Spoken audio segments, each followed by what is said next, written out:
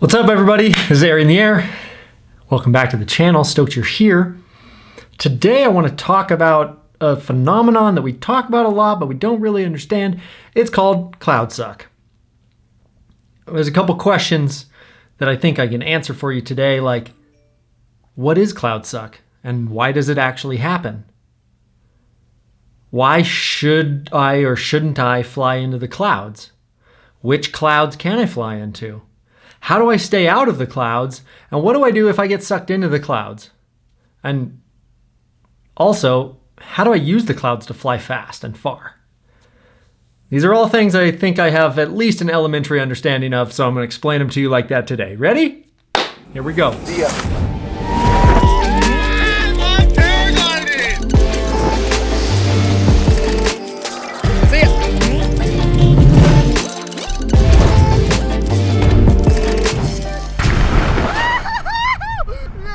Okay, so if you're watching this, consider becoming a patron on Patreon. You can support this channel. It really is so helpful to have financial support. You can give me the equivalent of buying me a beer every month. $5 is all I ask a month on Patreon. That would really help. Also, I just want to preface this by saying that I'm not a meteorologist, and so my explanations are going to be from a pretty paragliding place. So any meteorologists or keyboard warriors out there, just save your breath in the comments, all right? So, okay, the first question, what is cloud suck? Okay, I have a pretty good explanation for this. So we all know that thermals are created by convection. Let's do some doodling here. Okay, thermals are created by convection, which we've got the big sun, and it's powering the earth, and it's heating it up, and this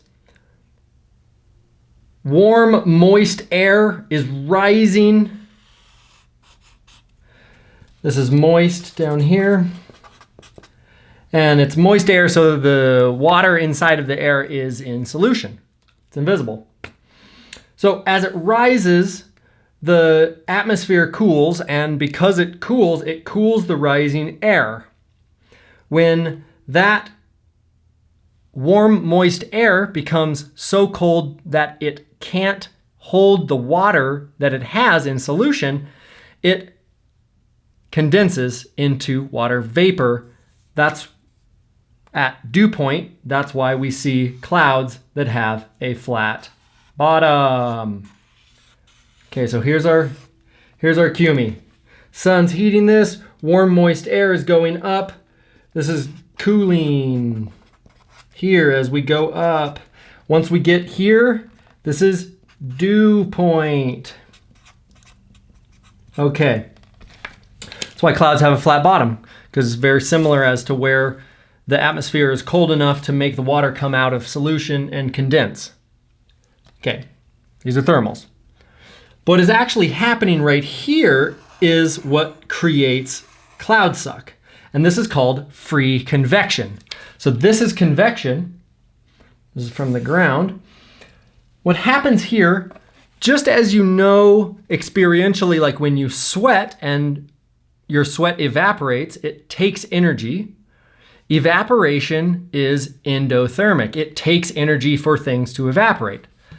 The opposite of that, condensation, is exothermic. It releases energy. So here, we power this, so we have like this powering effect from the bottom, right? Because of the sun.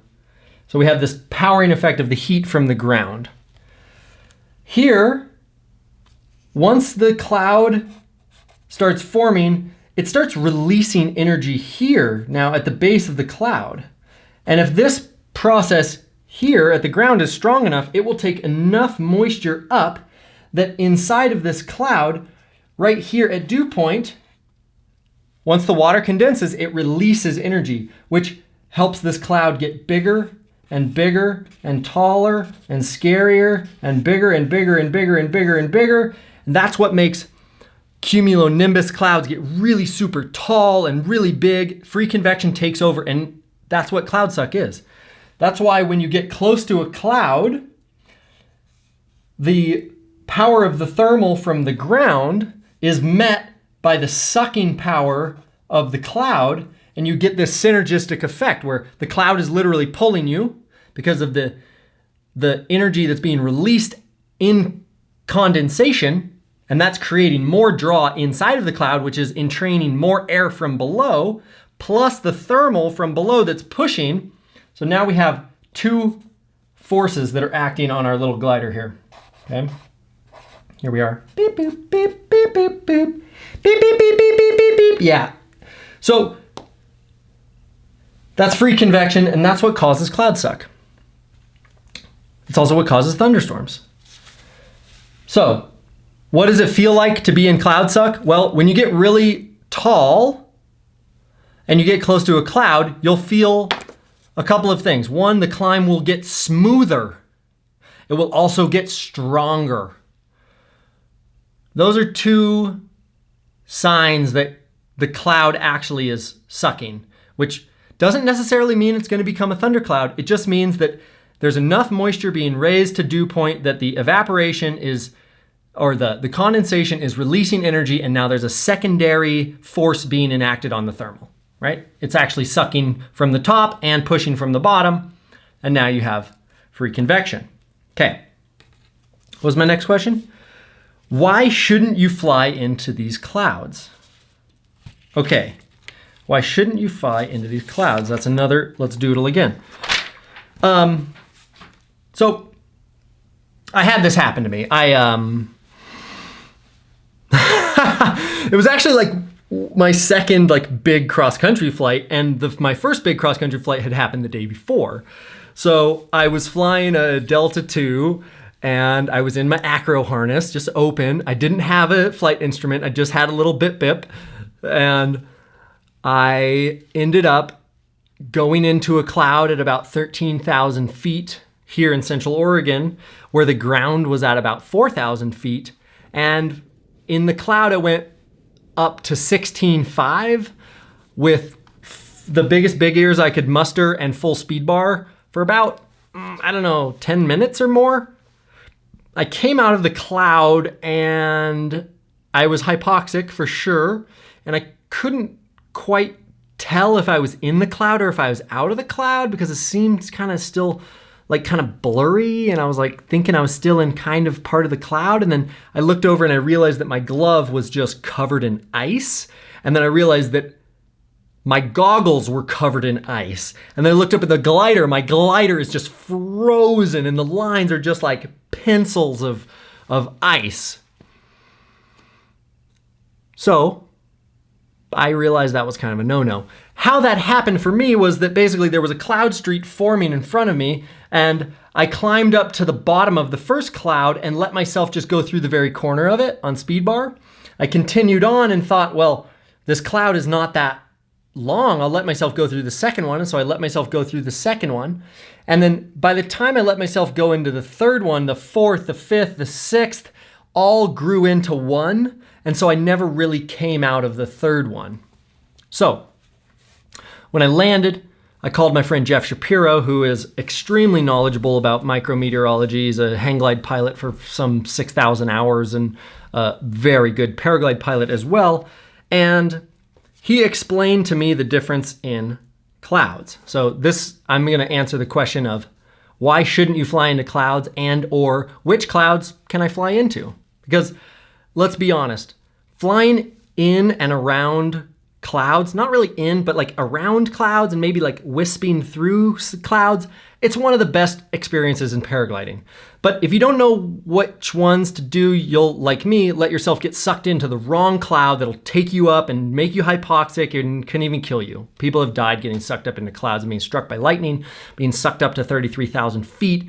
There's a survivor, a Belgian woman survived getting sucked up to 35,000 feet in Australia. And so let's not do that. So the question is, what clouds can I fly into? So basically, let's draw two scenarios here. Here we are in Mexico, and my kitty handwriting.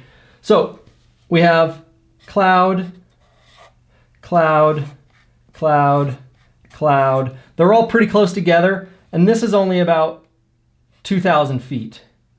2K feet here between the ground and the cloud, right? So they're all pretty low. They're not super high off the ground. They're very closely spaced together. Where out here in the American West, where I fly, USA, ooh. Okay, we've got clouds up here, and they're much further apart, and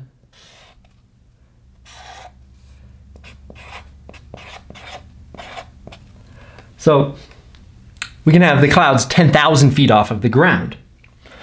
So if we imagine the thermal that's creating this cloud right here, it's only 2,000 feet tall.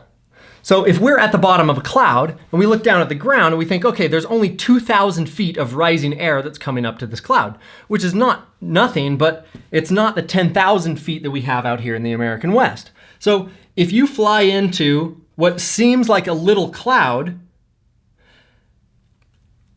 you can be deceived because by the time you come out of that cloud, this 10,000 foot tall thermal that is ripping can make that cloud so much bigger. It can connect all of these clouds because clouds grow.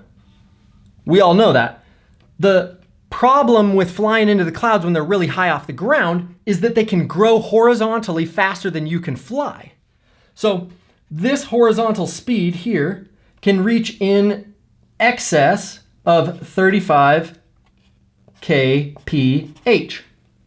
So literally, you can fly into a cloud and be right in the center of a small cloud, and that 10,000 foot tall thermal that's below you can feed the cloud faster than you can get out of it. It's as simple as that.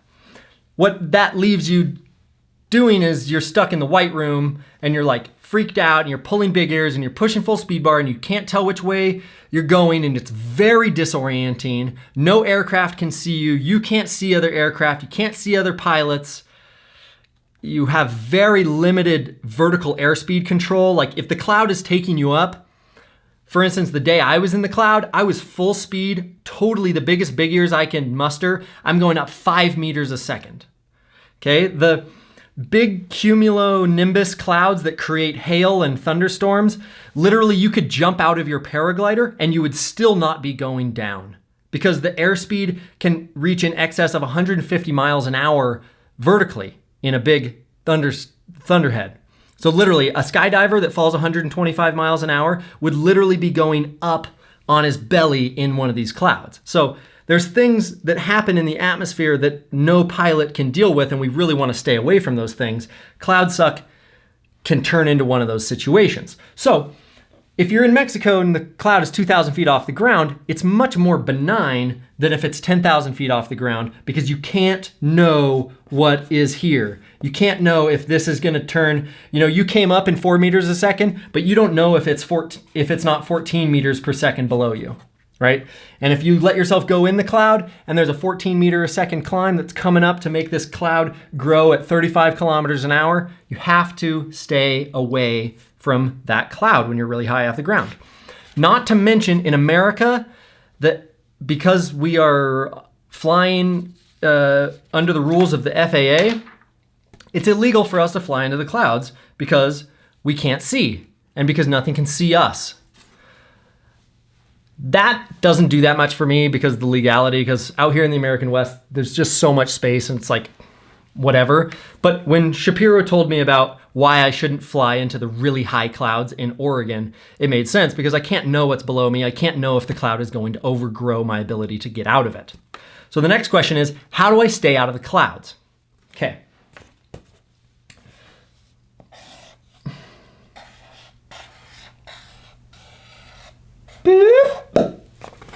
Okay, so we're climbing in our glider. This is called the 45 rule. Kelly Farina talks about this in Mastering Paragliding. And basically, you never want to be further inside of the cloud than 45 degrees. Okay, that means that if you're in your glider and you're under a cloud, you never want the edge further out than 45. That way, if you're getting sucked and it's really strong, you can always point to the edge of the cloud and speed bar, and even if you're in a bunch of lift, you're gonna clear the edge of the cloud.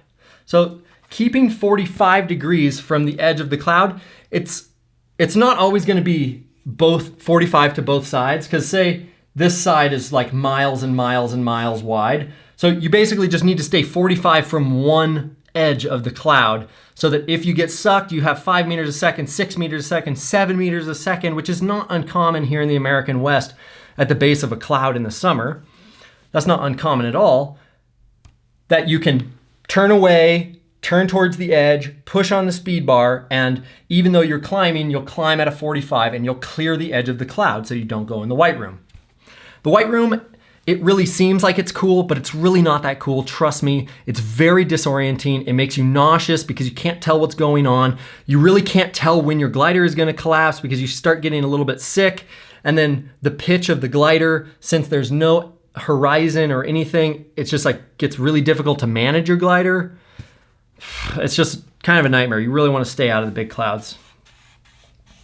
So the 45-degree rule is how you stay out of the clouds. The next question is, what do you do if you do accidentally get sucked into the cloud? If you accidentally get sucked into the cloud, fuck. First of all, fuck. Second of all, the things that you should do, the things that I do anyways, if I'm sucked into a cloud is, you can think about big ears, but big ears will slow your glider down. So I think of just like full speed and heading management. So I want to be overlapping pulleys as fast as I can be going, and I want to be going towards the direction that I think the edge of the cloud is nearest, and I will use my flight computer to maintain heading.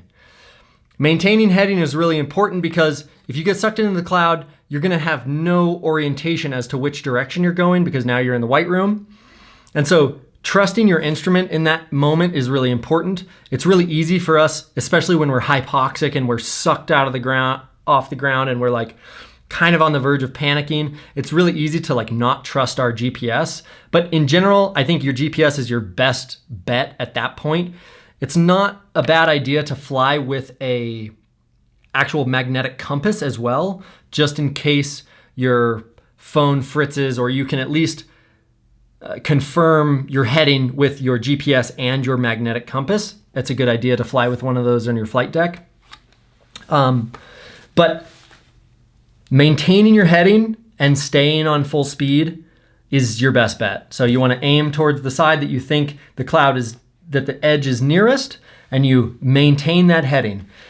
It's important to maintain your heading so that you don't just go wandering around in the cloud. You're like, if you stand on the speed bar for like 30 seconds this way and you're like, oh, it's not this way, so you turn this way and you fly 30 seconds that way, it's like you just need to stay on heading, stay on full speed, try not to panic, stay on full speed, keep the glider open, because realistically, you're really far away from the ground, and as long as you're not near any objects, the cloud is not going to kill you. Obviously, getting sucked up to like altitudes that are below freezing and you have such thin air that you become very hypoxic are huge risks. And in those extreme scenarios, I don't know, I could think about like backflying my glider in a really, really deep backfly. So it's just like a flapping bag of shit trying to make it come out of the sky. Spiraling's not a great option because it's only going to make you more dizzy. This is a situation where prevention is everything, because the cures for getting sucked into a cloud are not good. Okay? They're just not good. Lastly, how do you use the clouds to fly fast? In a nutshell, the clouds are going to indicate lift, and a lot of times they're going to indicate converging lift. So running down cloud streets or flying convergence very quickly, using clouds that are further down the course line as an indication of where you can fly really fast and you don't have to make turns, is your best bet. So if there is a cloud street and I find myself in a 4 meter a second climb, I probably won't even take it all the way to the cloud. I'll leave and I'll push full speed bar to the next one. And when I get to the next climb, I won't turn. I'll come off of the speed bar, I'll get onto the brakes, and I'll fly in the same direction slowly, and I'll climb and climb and climb and climb. And then when I leave that climb, I'll get back on full speed bar. This is called dolphining. So instead of turning, you're just flying fast between the climbs, slow in the climbs, fast between the climbs, slow in the climbs. And this really just maximizes your distance, because if you're in such abundant lift that you're trying to stay out of the clouds, then, well, you don't need to turn very much. You can either win the race or you can turn, but you can't do both. The best, fastest paraglide pilots are going to do the least amount of turns possible. So using the clouds, typically the best lift is on the upwind side of the cloud, but that's not a totally firm rule. So the clouds are a great indication. They basically tell you when to fly really fast, and listening to that will help fly really far. So that's my rant on cloud suck. I hope it made sense, and I'm glad that you watched my little elementary doodles. I hope this helped. Please consider supporting me on Patreon. I would love to keep making these videos. It takes a lot of work, and I would love your support and encouragement. Become a patron on Patreon. That's patreon.com/airyintheair, or you can make a donation. That's paypal.me/airyintheair. Thanks so much. See you in the next episode. Lots more to tell you. See ya.